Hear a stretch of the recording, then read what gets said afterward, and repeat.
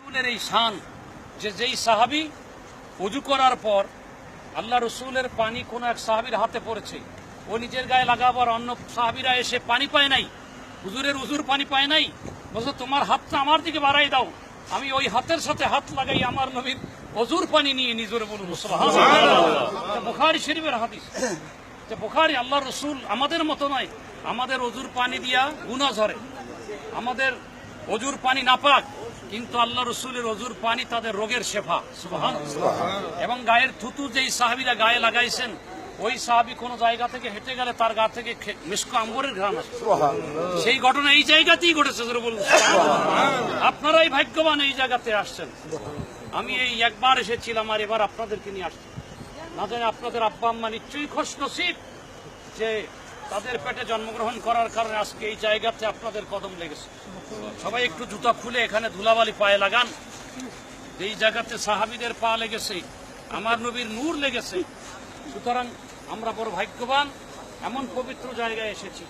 তখন ওই হুদাইল গিয়ে কথা শুনেন, হুদাইল গিয়ে তখন কাফেরদের আবু সুফিয়ানকে বলল, আবু সুফিয়ান উপায় নাই, এদের সাথে সন্ধি করা ছাড়া কোনো উপায় নাই, তুমি তাড়াতাড়ি সন্ধি প্রস্তাব দাও, এদের সাথে আপোষ করো, না হলে এরা যদি একযোগে হামলা করে আমাদের সব তছনছ হয়ে যাবে।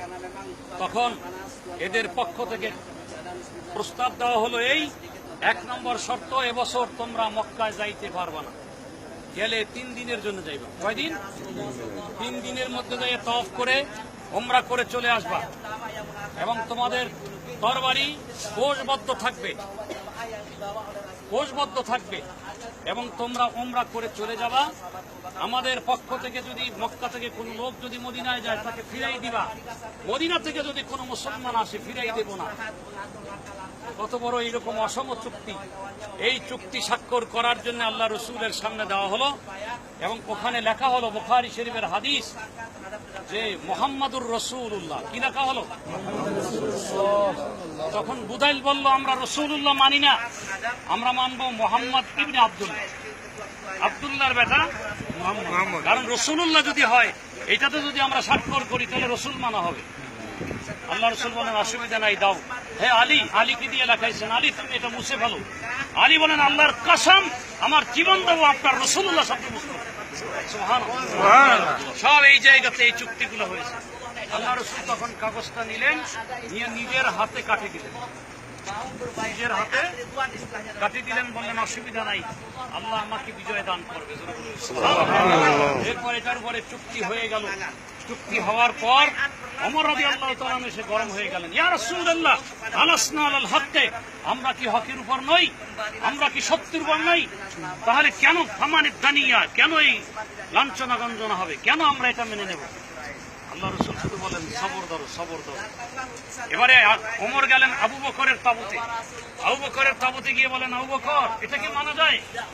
আবু বকর তো আল্লাহ রসুলের মন বুঝে। আবু বকর বলেন, আমার নবী যা করবে তার ভিতরে হিকমত আছে।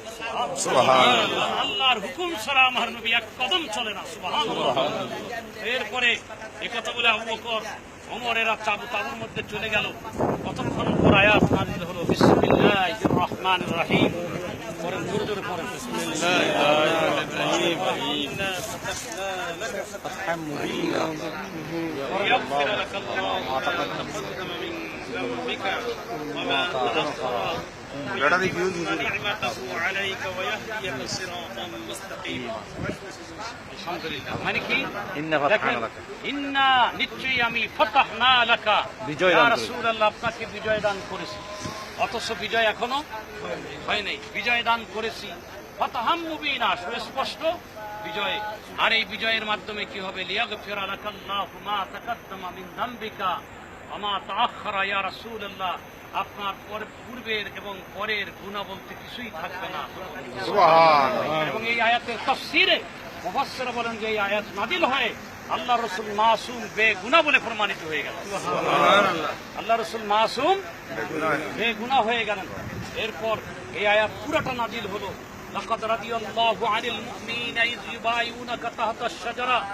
যে উসমান রাদিয়াল্লাহু তাআলার হাতে হাত দিয়ে উসমানের প্রতিশোধ নেওয়ার জন্য যে শপথ করেছিলেন, এ সম্বন্ধে আল্লাহ বলতেছেন ওই গাছের নিচে যারা শপথ করেছে ইন্নামা ইউবাইউনাল্লাহ, তারা নবীর হাতে বায়াত হয় নাই, তারা আল্লাহর হাতে বায়াত হয়েছে। সুবহানাল্লাহ। আল্লাহি ফাওকা আইদিহিম, তাদের হাতের উপরে কার হাত? আল্লাহর হাত। সুবহানাল্লাহ বলে। এই গাছটা দীর্ঘ বছর পর্যন্ত ছিল। পরবর্তীকালে ওমর রাদিয়াল্লাহু শাসন আমলে অনেকে এই গাছকে আসে চুমু খাইতো। এই কারণে ওসমান গুসা করে গাছটা কাটে ফেলছে। ওমর রাদিয়াল্লাহু তাআলা একটু গরম মানুষ ছিলেন। উনি এমন ছিলেন যে হাজরা আসওয়াদের পাশে গিয়ে বলেন, ইয়া হাজারু, হে হাজরা আসদ, ইন্নী লা আ'লামু আন্নাকা হাজারু, আমি জানি না তুমি পাথর ছাড়া আর কিছুই। লাউলা রাআইতুন নবিয়া, আমি যদি নবীকে না দেখতাম, এই ইউকাব্বিলাকা, তোমাকে চুমু না দিতে, তা আমি তোমাকে চুমু দিতাম না। কারণ তুমি হাজার, তুমি পাথর, তুমি উপকার করতে পারো না, ক্ষতি করতে পারো না। আমার নবী চুমু দিছি বিদায় আমি চুমু দিচ্ছি, নবীকে মানতেছি। জোরে বলুন সুবহানাল্লাহ। কথা বলার সাথে সাথে ফাকামা আলী, পাশে আলী ছিলেন, আলী দাঁড়ায় গেলেন। আলী দাঁড়ায় বলেন, ওমর তুমি কথা বলিও না, আমি নিজের কানে হুজুরকে শুনছি বলতে। হুজুর বলছেন কিয়ামতের ময়দানে হাজরা আসওয়াদের চোখ হবে এবং মুখ হবে, জিহ্বা হবে, সে তখন সেই দিন সাক্ষী দিবে। এই হাজরা আসওয়াদের সামনে যারা দাঁড়াবে তাদের জন্য এই হাজরা আসওয়াদ সাক্ষী দিবে। জোরে বলুন সুবহানাল্লাহ। আল্লাহু আকবার বলেন। এই হাজরা আসওয়াদের সামনে এই জন্য দাঁড়াই আমরা, তো যখন দুই হাত আমরা যখন বাড়াই তখন হাজরা আসওয়াদ আমাদের ভিডিও করে। জোরে বলুন সুবহানাল্লাহ। এবং কিয়ামতের ময়দানে আমাদের পক্ষে সাক্ষী দিবে। আলহামদুলিল্লাহ বলেন। এরপর আমার নবী এখান থেকে যখন চলে যাচ্ছেন, বিশাল ইতিহাস, ইসলামের একটা বিশাল হিস্টোরিক্যাল মুভমেন্ট এই জায়গাতে হয়েছে। সুবহানাল্লাহ বলেন। বিশাল একটা হিস্টোরিক্যাল মুভমেন্ট এখানে হয়েছে। এখান থেকে 1400 সাহাবী যখন 3 দিনের উমরা করে, কয় দিনের? 3 দিনের, তাড়াতাড়ি বের হয়ে গেলেন। তখন একজন সাহাবী যাইতে একটু দেরি করতেছে, তাকে দ্রুত, আল্লাহ রাসূলের যাইতে একটু দেরি হচ্ছে। তখন আবু সুফিয়ান বলতেছে, এই ওসমান বলো মুহাম্মদকে বেরিয়ে যেতে তাড়াতাড়ি, 3 দিন শেষ হয়ে গেছে। আমার নবী আস্তে করে চলে গেল। সুবহানাল্লাহ। আমার নবী কোনো এখানে গোয়ার তুমি এই 1400 সাহাবী যখন চলে যাচ্ছে, আল্লাহ রাব্বুল আলামিন আহকামুল